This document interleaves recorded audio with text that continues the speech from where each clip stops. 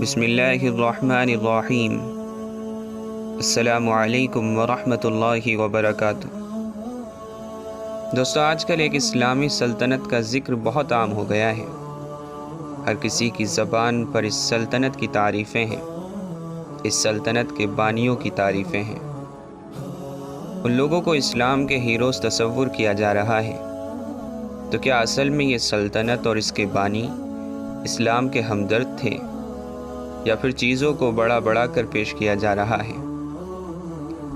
دوستو، یقیناً اس بات کو جاننے کے لیے ہمیں تاریخ کی کچھ کتابوں کا سہارا لینا پڑے گا، اور تاریخ کی کتابوں میں اس سلطنت کے بانی یعنی ارطغرل اور ان کے بیٹے عثمان، جن کے نام پر اس سلطنت کا نام سلطنت عثمانی یا دولت عثمانی رکھا گیا، اور ان کے آباء و اجداد کے متعلق تسلی بخش معلومات مل جاتی ہیں۔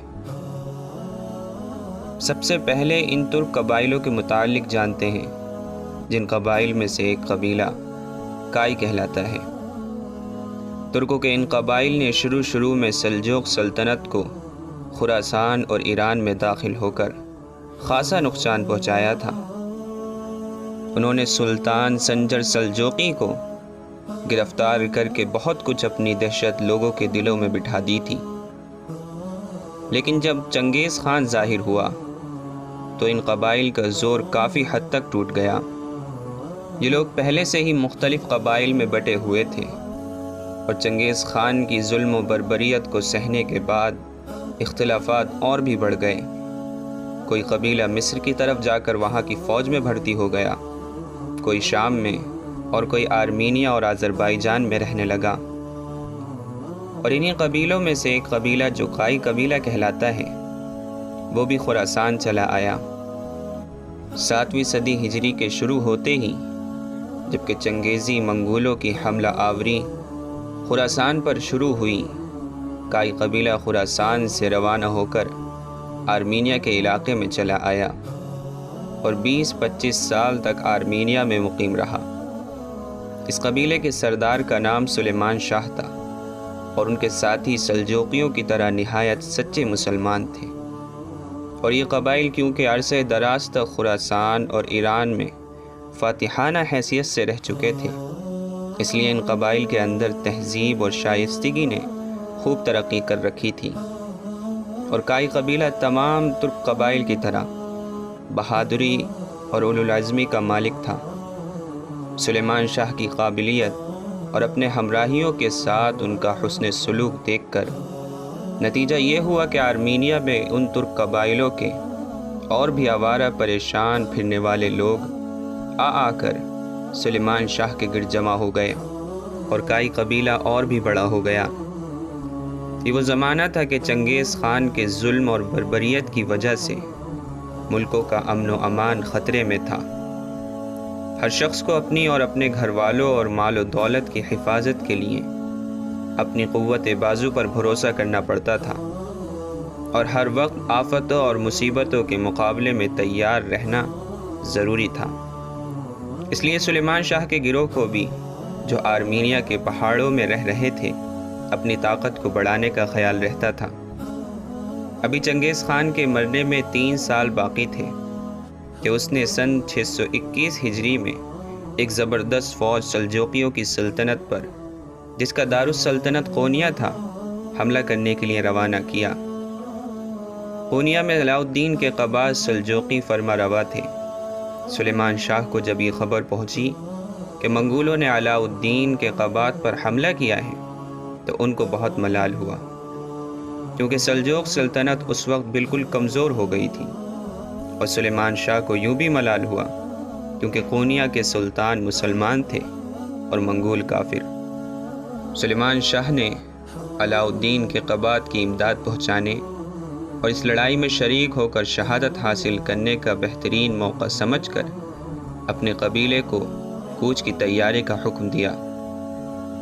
سلیمان شاہ کی اس جمعیت کی صحیح تعداد تو معلوم نہیں ہو سکی، مگر سلیمان شاہ نے اس جمعیت کا ایک حصہ، جو اپنے بیٹے ارطغرل کو دے کر بطور ہر اول آگے روانہ کیا تھا، اس کی تعداد 444 تھی۔ دنیا کے بڑے بڑے اور اہم واقعات میں جس طرح حیرت انگیز طور پر حسن اتفاق پیش آتے رہے ہیں، اسی طرح اس موقع پر بھی عجیب حسن اتفاق پیش آیا۔ ادھر آرمینیا کی جانب سے یہ مجاہدین کی فوج جا رہی تھی، ادھر منگولوں کی فوج علاء الدین کے قباد کی فوج کے مقابلے کو پہنچ گئی تھی۔ عین اس وقت جب کہ سلجوقی لشکر اور منگولوں کی فوج میں مقابلہ ہو رہا تھا، اور منگول بہت جلد علاء الدین کے لشکر کو مغلوب کرنے والے تھے، کہ اچانک سلیمان شاہ کے بیٹے ارطغرل اپنے ہمراہی دستے کو لیے ہوئے آ گئے۔ انہوں نے دیکھا کہ 2 فوجیں برسر پیکار ہیں، اور ایک فوج بہت جلد مغلوب ہو کر میدان کو خالی کرنے والی ہے۔ ارطغرل کو معلوم نہ تھا کہ دونوں لڑنے والے کون ہیں، لیکن انہوں نے یہی مناسب سمجھا کہ کمزور فریق کی مدد کروں۔ چنانچہ ارطغرل اپنے 444 ساتھیوں کو لے کر کمزور فریق کی طرف سے طاقتور فریق پر ٹوٹ پڑے۔ یہ حملہ اس شدت اور بے جگری کے ساتھ کیا گیا کہ منگولوں کے پاؤں اکھڑ گئے اور میدان میں اپنی بہت سی لاشیں چھوڑ کر وہ بھاگ گئے۔ علاء الدین کے قباد سلجوقی، جو ذرا دیر پہلے اپنی شکست اور ہلاکت کو یقینی سمجھ رہے تھے، اس غیر متوقع امداد اور فتح کو دیکھ کر بہت خوش ہوئے، اور میدان جنگ میں ارطغرل سے جو فرشتہ رحمت بن کر نمودار ہوئے تھے گلے ملے۔ ارطغرل کو بھی بے حد مسرت حاصل ہوئی کہ وہ عین وقت پر پہنچ گئے، اور جس مقصد کے لیے یہ سفر اختیار کیا تھا وہ بحسن خوبی حاصل ہو گیا۔ ابھی ارطغرل اور علاء الدین کے قباد اس مسرت و شادمانی کا لطف اٹھا رہے تھے کہ سلیمان شاہ بھی اپنی جمعیت کے ساتھ اسی میدان میں پہنچ گئے۔ علاء الدین سلجوقی نے سلیمان شاہ اور ان کے بیٹے ارطغرل کو بہت سارے انعامات دیے۔ ارطغرل کو شہر انگورہ کے قریب جاگیر عطا کی، اور سلیمان شاہ کو اپنی فوج کا سپہ سالار بنایا۔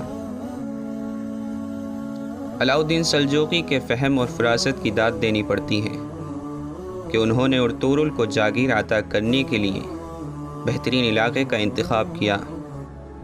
قونیہ کی سلطنت پہلے بہت وسیع تھی، اب صورت یہ پیدا ہو گئی تھی کہ ایشیائے کوچک، جسے ہم ترکی کے نام سے جانتے ہیں، کہ شمالی اور مغربی علاقے پر رومیوں نے چیرہ دست ہو کر قبضہ کر لیا تھا، اور وہ بتدریج اس سلجوقی سلطنت کے حدود کو محدود کرتے اور آگے بڑھتے آتے تھے۔